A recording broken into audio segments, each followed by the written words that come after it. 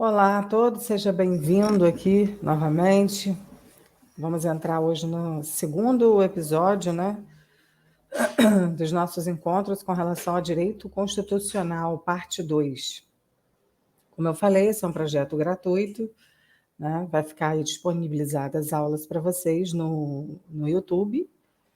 E eu preciso que vocês deixem para mim aqui embaixo nos comentários um feedback para ver se vocês estão conseguindo entender e tal. Se inscrevam no canal para vocês receberem os próximos vídeos, ativem o sininho e deixem o seu like.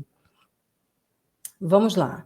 Da última vez que nós nos encontramos aqui para falar sobre direito constitucional, nós paramos na pirâmide de Kelsen, né? A pirâmide de Kelsen é a hierarquia das normas, né?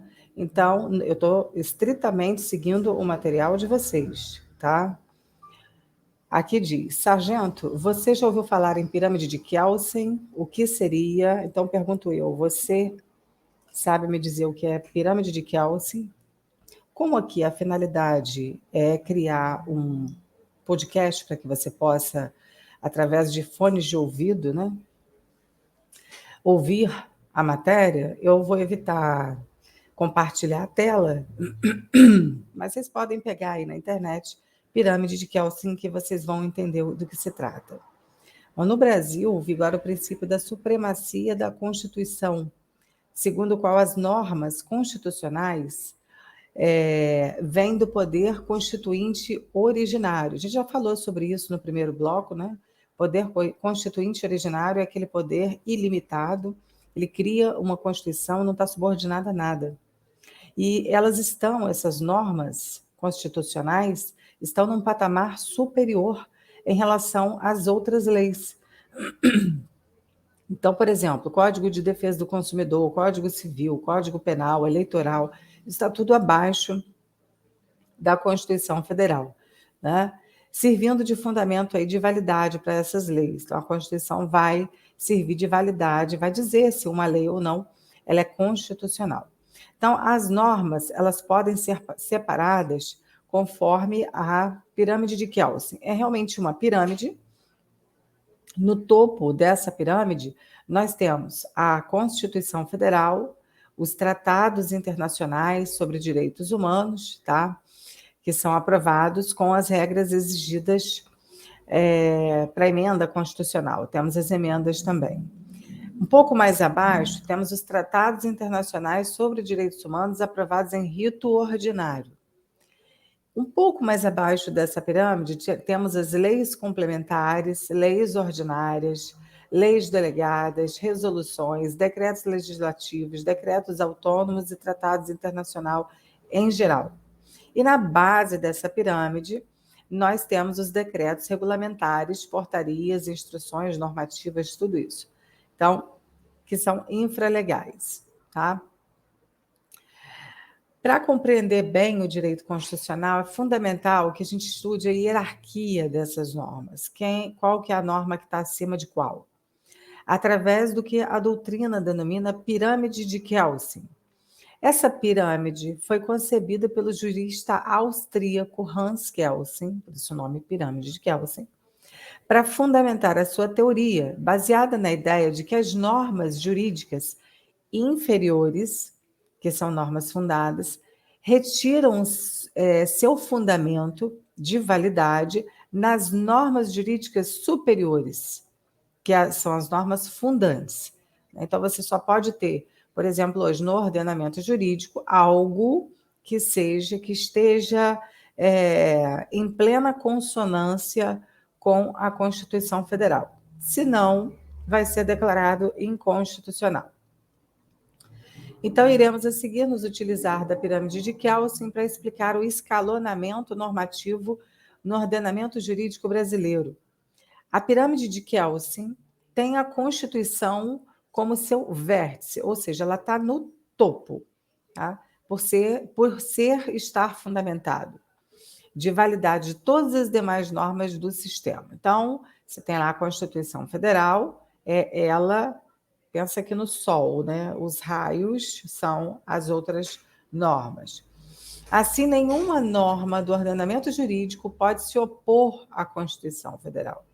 Então, se você tem uma lei, uma portaria, uma norma, uma resolução, qualquer coisa, que se opõe a como fazer o controle de constitucionalidade dessa norma e dizer que ela é inconstitucional. Ela é superior a todas as demais normas. Deu para entender que a Constituição Federal está lá em cima, né? Não precisa ficar... As quais são, por isso mesmo, denominadas infraconstitucionais. Então, toda norma está abaixo da Constituição, ela é infraconstitucional, está abaixo, infraconstitucional. Na Constituição, há normas originárias e normas constitucionais derivadas. Uau, o que é isso? A gente já falou sobre isso.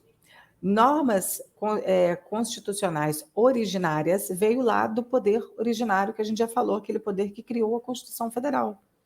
Lembra? Aquele poder inicial que não está subordinado a nada, que resetou, começou do zero, não obedece a nada e cria uma Constituição Federal. Então, tem normas originárias ainda desse poder constituinte e tem as normas constitucionais derivadas, né? Que veio aí depois de existir a Constituição, que é do poder constituinte derivado. É aquele poder que muda a Constituição já existente. Nós já falamos sobre isso no primeiro encontro. Elas integram o texto constitucional desde que ele foi promulgado em 1988. As normas constitucionais derivadas, vamos chamar atenção, derivadas são aquelas que não são originárias, aquelas que mudam a Constituição, são aquelas que resultam da manifestação do poder constituinte derivado. Você vê que o material repete bastante essa questão de poder originário e poder derivado. É só você lembrar, poder originário se origina, é aquele que cria a Constituição Federal. Derivado é aquele que muda a Constituição Federal, que altera a Constituição Federal. Aí são chamadas emendas e constitucional. Esse poder constituinte derivado, ele muda a Constituição, por exemplo, através das emendas constitucionais, que também se situam no topo da pirâmide de Kelsen. Claro que ela está no topo, porque ela vai mudar o documento principal, que é a Constituição Federal. Tá? Então, não existe hierarquia entre as normas constitucionais originárias. Assim, não importa qual o conteúdo da norma, todas as normas constitucionais originárias, elas têm o mesmo status hierárquico, tá? Não existe hierarquia entre as normas constitucionais originais e derivadas. Então, não importa se aquele artigo está ali na Constituição desde que ela foi criada em 1988, como não importa se aquele artigo está ali por conta do poder constituinte derivado, ou seja, se ela foi modificada através de uma emenda constitucional, ela está ali na Constituição, é isso que interessa. Então, não tem diferença nenhuma. Ela vai continuar estando lá no topo da pirâmide. Não tem hierarquia entre as não. Essa aqui é emenda constitucional. Então, essa daqui ela está abaixo de uma norma que já está aqui no texto constitucional desde 1988. Não existe isso. Ela está na Constituição, seja por poder constituinte originário, que ela estava ali desde o início, ou porque foi modificada e entrou por meio de uma emenda, não interessa, está tudo no mesmo patamar, tá? Porém, entre normas constitucionais originárias e derivadas, há uma importante diferença entre elas. As normas constitucionais originárias, e aí já deu para entender o que é norma constitucional originária, lá que veio do início, não podem ser declaradas inconstitucionais. Essa é a diferença básica. Isso pode cair numa prova, tá? Por exemplo, perguntar ali, botar numa questão de marcar se normas constitucionais originárias podem ou não ser declaradas inconstitucionais. Como que elas vão ser declaradas inconstitucionais se elas já estão ali desde o início, né? Então, elas vão contra a Constituição. Para você declarar uma norma inconstitucional, ela tem que ir contra o texto da Constituição. Como é que você declara inconstitucional uma norma que está ali desde o início? Desde a criação do texto constitucional de 1988. Então, essas normas constitucionais originárias, que foram escritas já no documento de 88, elas não podem ser declaradas inconstitucionais simplesmente porque estão ali desde o início. Essa é a diferença. Em outras palavras, as normas constitucionais originárias não podem ser objeto de controle de constitucionalidade. O controle de constitucionalidade, você precisa entender, é um processo. Eu não vou entrar aqui em detalhes, eu não sei se o material aborda isso, se abordar, a gente vai falar sobre isso, mas existe uma coisa chamada controle de constitucionalidade que determinados entes fiscalizam as normas e as declaram constitucionais ou inconstitucionais. Essas originárias não podem ser declaradas inconstitucionais, porque elas estão lá desde o início, desde o princípio. É simples assim. Então, não se submetem a esse controle de constitucionalidade.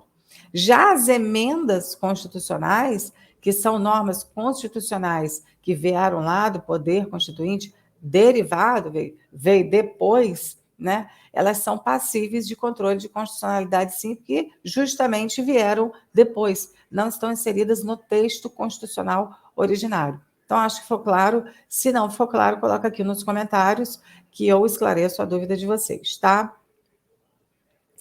Com a promulgação da emenda constitucional número 45, nós temos mais de 100 emendas, então, toda remendada a nossa Constituição. Então, com a promulgação da emenda constitucional número 45 de 2004, abriu-se uma nova e importante possibilidade no ordenamento jurídico brasileiro. Os tratados e convenções internacionais de direitos humanos, aprovados em cada casa do Congresso Nacional, Câmara dos Deputados e Senado Federal, em 2 turnos, por 3/5 dos votos dos respectivos membros, passaram a ser equivalentes às emendas constitucionais do artigo 5º, parágrafo 3º da Constituição Federal de 88. Ou seja, é por isso que nossa Constituição ela é semi-rígida, porque ela precisa de todo esse processo para ser modificada. Você tem que passar nas 2 casas, com 3/5 dos membros de cada casa, para poder você conseguir emendar uma Constituição. Situa-se, portanto, no topo da pirâmide de Kelsen. Então, eu já falei que todas as emendas, tudo que está no texto constitucional veio por texto originário, veio por emenda, veio por poder constituinte derivado depois, né? Elas estão no topo lá da pirâmide de Kelsen, tendo status de emenda constitucional. Diz-se que os tratados dos direitos humanos, ao serem aprovados por este rito especial que eu acabei de falar, em cada casa, com 3/5 de seus membros, ingressam no chamado bloco de constitucionalidade. Em virtude da matéria de que tratam, que são, por exemplo, direitos humanos, esses tratados estão gravados por cláusula pétrea. O que é cláusula pétrea, meu Deus do céu? Cláusula pétrea é aquilo que você não pode modificar. E, portanto, imunes, está aqui, de modificação ou extinção pelo Estado brasileiro. Então, além de você não poder modificar, você não pode sequer tirar do ordenamento jurídico. Por exemplo, o artigo 5º, seria legal que vocês lessem, o artigo 5º da Constituição Federal, ele é amplíssimo, né? Fala das garantias e direitos constitucionais e fundamentais. Ele é muito amplo, ele é muito vasto, por isso é um perigo, mas não é uma discussão para termos agora, e quem tiver aí vontade de ter essa discussão, estou aberta a gente criar, por exemplo, se vocês quiserem um grupo para a gente discutir sobre isso, os meus posicionamentos sobre e as minhas críticas à Constituição Federal. Quando você tem muitos direitos garantidos, isso se torna um perigo, né? Mas, enfim, essas cláusulas que estão ali, esses direitos fundamentais que estão ali na Constituição, por exemplo, no artigo 5º, eles não podem sequer ser tirados ou sequer modificados. Bom, é o que está acontecendo, eles vêm sendo modificados. Mas também não é nosso foco. Nosso foco aqui, pensa o seguinte, artigo 5º, por exemplo, é uma cláusula pétrea e não pode ser modificado e nem sequer tirado da Constituição Federal. E aí o resto é outra história. Em virtude da matéria de que tratam direitos humanos, esses tratados são gravados, então, como cláusula pétrea, a gente viu os tratados de direitos humanos, né? E o primeiro tratado de direitos humanos a receber esse status de emenda constitucional, e aí você coloca ele no topo da pirâmide de Kelsen, foi a Convenção Internacional sobre o Direito das Pessoas com Deficiência, e o seu protocolo facultativo. Tá? Então, lembra disso, que o primeiro tratado, pode ser que caia na prova, o primeiro tratado de direitos humanos a receber esse status de emenda constitucional, como se estivesse lá na Constituição, foi a Convenção Internacional sobre os Direitos das Pessoas com Deficiência e o seu protocolo facultativo. Os demais tratados internacionais sobre direitos humanos aprovados pelo rito ordinário têm, segundo o STF, status supralegal. Isso significa que se situam logo abaixo da Constituição. Os outros tratados, então, segundo o entendimento da STF, eles se situam logo abaixo da Constituição e acima das demais normas do ordenamento jurídico. É como se você tivesse um espaço, um vácuo, um espaço vazio ali. A pirâmide de Kelsen está lá, o topo, a Constituição Federal, abaixo tem as normas infraconstitucionais, né? E aqui no meio você tem os outros tratados de direitos humanos que têm caráter supralegal, ou seja, está abaixo da Constituição, mas acima do nosso ordenamento jurídico. Deu para entender? Está aqui no vácuo, tá? Está aqui no meio, tá? As normas imediatamente abaixo da Constituição aí são infraconstitucionais, então você tem a Constituição Federal, você tem as normas supralegais, que são os tratados de direitos humanos internacionais, e abaixo você tem as normas infraconstitucionais e dos tratados internacionais sobre direitos humanos, são leis complementares, ordinárias, legais, aí você tem vários tipos de leis.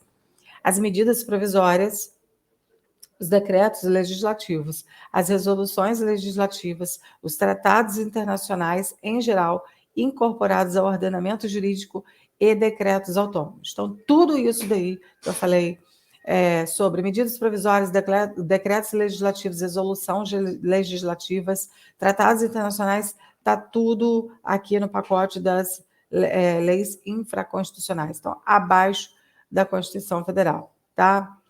Ao contrário do que muitos podem ser levados a acreditar, as leis federais, estaduais, distritais, municipais possuem o mesmo grau hierárquico, tá? Assim, um eventual conflito entre leis federais e estaduais ou entre leis estaduais e municipais não será resolvido por um critério hierárquico. A solução dependerá da repartição constitucional de competências. Não tem hierarquia entre elas, tá? Então, deve-se perguntar o seguinte: de qual ente federativo da União, estados, municípios é a competência para tratar daquela matéria? Então, assim, eu não posso dizer que uma lei municipal ela tem mais importância, ou uma lei estadual ela tem mais importância do que uma lei municipal. Elas não têm hierarquia entre elas. A lei é a lei. A lei estadual é a lei estadual, a lei municipal é a lei municipal.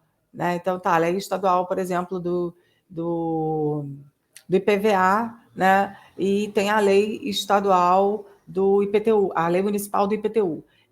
Cada uma é cada uma, eu não posso dizer que uma está acima da outra, mas o que você vai diferenciar é quem tem a competência para tratar sobre aquilo.